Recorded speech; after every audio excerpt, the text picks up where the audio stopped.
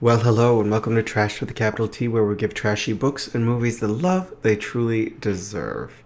And some deserve more than others. So, as November comes to an end, I have to say, I need a little break from my usual. I've been really neck deep in reading a lot of Christian fiction lately. And, I started this month off by reviewing the Emmanuel remake, which was quite disappointing. But I needed something. I needed something a little sleazy, or a lot sleazy, a little dirty, a little fun. So, of course, I turned to a tried and true classic for me, a movie I truly love. And that movie is, if you see my thumbnail, you know what I'm going to be talking about, Russ Meyer's Beyond the Valley of the Dolls. Sorry for the glare. Yeah, this is a movie I have revisited many times in my life. I have actually not seen a lot of Russ Meyer. This one I do understand is very different than his other movies. I think it's a little tamer. This does still retain an NC-17. I think when it was released, it was an X. But don't let that fool you. It is really not that salacious. There's nudity and a little bump and grind, but it's actually fairly tame. I think there is some pretty graphic violence at the end of this movie, so I think that's what kind of pushed it over the edge. Plus, it's Russ Meyer. I don't think the MPAA was going to be giving that guy an R rating anytime soon. This one is interesting, though, because this is one of his studio films. He did two films for 20th Century Fox. This is the one that everyone remembers because it is very memorable. This is not a sequel to Valley of the Dolls. Jacqueline Suzanne had nothing to do with this. In fact, she hated this. She had a sequel ready for Valley of the Dolls. But Fox didn't want to do it. They wanted something different. So they brought Russ Meyer in, and Russ Meyer brought Roger Ebert, yes, that Roger Ebert, in to do the script. And they did a parody of the women in crisis films that were growing in popularity in the late 60s. This film came out in 1970. And this one took those plot structures but added in a whole lot of psychedelia, some over the top comedy and caricatures, and a cast that had no problem boffing their tops. And what came out of it is what has to be truly seen to be believed. This movie is not good. It's not good in the typical sense. This is the storytelling in this one kind of wanders all over the place. There's very little story structure. The acting comes off as very artificial, intentionally so. And the ending makes no sense. But altogether, it creates a film experience that truly has to be experienced. So the general plot of this one, I'm going to try to avoid spoilers because I do recommend this one. The general plot is that we have an all-girl rock band. Our young ladies are Kelly McNamara, Casey Anderson, and Petronella Pet Danforth. And their manager, Harris Allsworth, who is a man so bland he makes white bread look spicy. They are up-and-coming musicians, and they move to LA. We start the movie by watching them perform at a prom. Oh, yeah, this movie is also kind of a musical. There's multiple musical numbers that break up this film, including performances by Strawberry Alarm Clock. And I enjoyed the hell out of the music in this.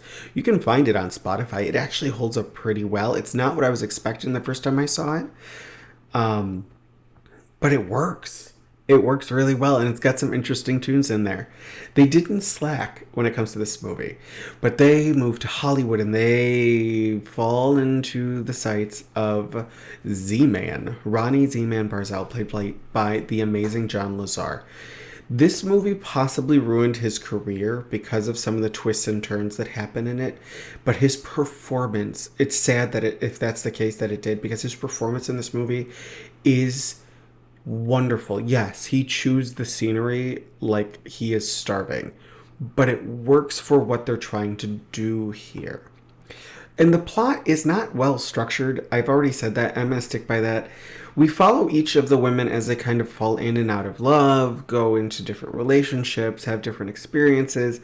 Kelly McNamara, played by Dolly Reed, she is dating Harris in the beginning, and then she falls in with Lance Rock, the sleazy gold digger actor who's, hopping from woman to maybe a man, so that he can line his pockets and have a certain way of life. She hops in bed with him, leaving Harris behind. She gets entangled with all of this craziness involving inheritance, but it never really goes anywhere. It's just kind of there. Pet falls in love with a bartender who is studying to be a lawyer, but then she also kind of has this fling with this boxer who has anger issues. Again, doesn't really go anywhere. Casey, on the other hand, probably gets the most shocking of the stories. Casey, played by Cynthia Myers, Petronella is played by Marsha McBroom. I have the IMDb up, that's why my eyes keep going over here. Casey Anderson is played by Cynthia Myers, no relation to Russ. Her character goes through the most. She kind of falls into a depression, starts using drugs off screen. It like comes up a little bit. She ends up, while drugged, sleeping with Harris, getting pregnant, getting an abortion. And then things kind of spiral out from there when she falls in love with a lady. I'm going to warn you ahead of time. Yeah, this is spoiler territory, but I'm going to warn you ahead of time. Things don't end well for a lot of these characters. I say spoiler territory, and yet the movie starts with the ending of the film, so you already know that a bunch of characters are going to perish horribly. And I mean horribly. The violence in this movie is quite extreme. But it's really relegated to the end of the film. And they do stick to the kind of moral standards that you would expect from a film that would come out in 1969 or 1970, where if there are certain transgressions that are forgivable, you'll be punished, but it's forgivable. There are other transgressions where we just can't let you live. So for a movie that kind of throws morals to the wind for most of it, it does actually kind of stick that at the end and has this kind of nice, clean, everyone is saved from the evils of Hollywood ending. But I think that's part of the joke. And an interesting thing about the ending, and I don't know how true this is, because the ending is actually, it required a lot of special effects when you see it, but basically they had no idea how to end this film. So they were working on it as they were filming and just kind of throwing everything at the screen that they could think of. That's why you get such a tonal whiplash once the final third of this film starts up. And there are these big, crazy surprises that come out of nowhere. Characters suddenly act completely different. We basically go from a women in crisis drama to a slasher film with a very heightened level of violence. There's a scene, I'm not going to say who this happens to, but there's a scene where a character is shot in the mouth. And it is one of the most it is gory. I was blown up, because the first time I saw this, I didn't know what to expect. I never heard of it. I caught it on cable. So I wasn't prepared for the twist on this one. And I loved it. In the end, I absolutely love it, because you're just sitting there laughing because you can't believe how crazy everything goes. And it just keeps piling on until the credits roll. This movie is an experience. This is one that you have to go and understand. You're not getting a typical narrative. There is a narrative, but that's not the important part. You're getting something that is trying to get you to kind of fall into a trance with it, to take a ride with it. It is beautifully shot. This was a big studio movie. Russ Meyer was given a studio budget to do this, and it shows. The costuming, the sets, everything looks stunning. The hair and makeup, everything. The hair in this movie is gigantic. Every woman has just miles of hair just piled on top of their heads. I couldn't imagine how long those women had to sit in a trailer to get that done. But it is insanely beautifully produced. And this transfer on here looks amazing. Like I said, I don't have a ton of experience with Russ Meyer outside of this, so I can't recommend his films. I can't say they're bad either. I've actually heard quite fun things about some of them. I know Vixen is one of those movies that my dad remembers that everyone rushed to go see because it was kind of one of the first bigger releases to feature a decent amount of nudity in it. I'm not rushing out to see boobs. Sorry. But, so I can't really talk to that. I can say this movie is actually fairly tame, especially by the standards of some of the other stuff I've seen. Like I talked about the 1970s Manuel here.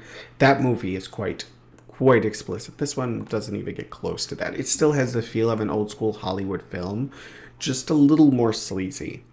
But there are some also, the script on this, a lot of people give Roger Ebert shit for this movie. I'm age restricting this video, so I'm gonna probably curse a little bit. They give him a little shit for this movie because it is such a comedy. It's so over the top. It's also Russ Meyer, so he was a sleaze. He was an exploitation director. Like they were kind of looked down on. Yet for this, I have to say it works. The dialogue is really funny. It's tight. The timing on the dialogue, the editing on the dialogue. There are scenes where we're cross-cutting between different conversations, and the pattern of it creates this rhythm that is actually quite interesting to listen to. And even if you get lost a little bit in the conversation, you still kind of are just drawn in. And it helps that the actors understand what they're doing. They take the material as straight as they can, but there's still a little tongue in cheek with some of this, especially when it comes to some of the smaller side characters. There are scenes where we are in Z-Man's house while he's having these large parties, and we're hopping from these little side characters, and we're just getting little snips of their conversations, and those are the characters that go really big and over the top, especially his butler, who may or may not be a Nazi. There is some offensive humor in here, which I loved. I ate it up. It is not done to be mean. It is done to kind of like give you a poke. There is a difference. When I say something is offensive, I mean it probably will offend some people's delicate sensibilities. For me personally, I wasn't offended at all. It's the same thing when I watched like Drop Dead Gorgeous, which has a very similar sense of humor to this movie, where it's pitch dark at times. But that movie, again, it pushes all of the buttons. This one does that too. This one does it in a more subtle way. And it's definitely like era appropriate dialogue. There's some use of specifically the slur against gay men that pops up, where I actually I couldn't stop laughing when that scene happened, because it's a reflection of a scene from Valley of the Dolls. It's funny because Valley of the Dolls, the original, I've read the book by Jacqueline Suzanne. The original film, the one with Patty Duke, only covers about half of the book, and actually drops a lot of the more salacious stuff from the book for a more structured, appropriate Hollywood film. It does include some stuff, but really it drops a lot of it.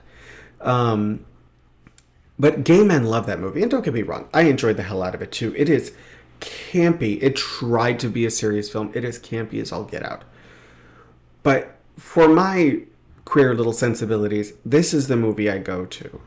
I think the outlandish counterculture, free sexuality nature of this film is really what draws me to it, and the disregard for good taste. John Waters has talked about this movie, and he even called it one of the greatest movies ever made.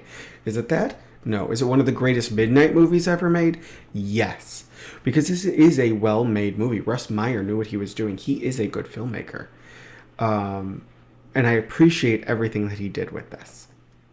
And I highly recommend going out and seeing this. I do not know where it's streaming. I don't think it is actually streaming anywhere. Let me see. You can stream it on Amazon. With movies like this, I'm always going to give a warning if you're going to stream on Amazon. Check the runtime. There are a lot of exploitation movies that get put on Amazon Prime to rent that have the runtime cut. They have a lot of content cut. I ran into that with a Tinto Brass movie called Frivolous Lola, where I looked at the IMDb and the movie was like almost 2 hours long, and the one on Amazon was like an hour 15. And then when I watched the film, I was like, oh yeah, you literally just gutted this film. So double check the runtime before you rent it from there. Otherwise, the Criterion is widely available, and I highly recommend it. The transfer is beautiful. It has that Technicolor bright, but kind of like Crayola coloring to it, if you know what I mean. Like that unnatural but beautiful coloring. And this movie is very bright and colorful. It definitely leans into not full psychedelia, but it definitely has a bright, vibrant, lively color pattern and color palette to it that the Blu-ray captures amazingly. Criterion, well, this was originally released by Fox. They did a special edition DVD. Criterion then took it from them and released it, and I think added a few more extras, stuff like that. And the Blu-ray is stunning. This movie has been very well cared for. All right. So I'm going to cut the review there, because go out, watch it, enjoy it. It's the end of No Nut November. Go, bust that nut. And this one might help you out. I don't know. If you're a boob man or woman or person, you know. It's Russ Meyer. He loved himself a big pair of boobs. But definitely check this one out, especially if you have the same kind of sense of humor where I do, where you like your humor a little dark and definitely twisted, and not for everybody. Because this one, depends on your grandma, but maybe don't watch this one with grandma. Okay, guys, I'm going to wrap it up there. Thank you for joining me for my wonderful review, or hopefully, my wonderful experience of watching Beyond the Valley of the Dolls. I adore this movie. Okay, so love what you love. Enjoy what you're reading and watching. Spread a little love out there because God knows we need it. And I will see you all in the next one. Bye, guys.